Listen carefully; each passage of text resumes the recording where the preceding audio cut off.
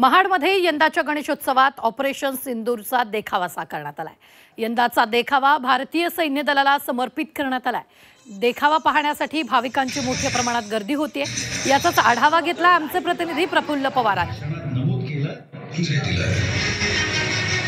पहलगाममध्ये दहशतवाद्यांनी भ्याड हल्ला केला आणि त्यामध्ये भारतीय पर्यटकांना आपला जीव गमवावा लागला आणि त्याला सडेतोड उत्तर म्हणून भारतीय सैन्य दलाने ऑपरेशन सिंदूर राबवलं।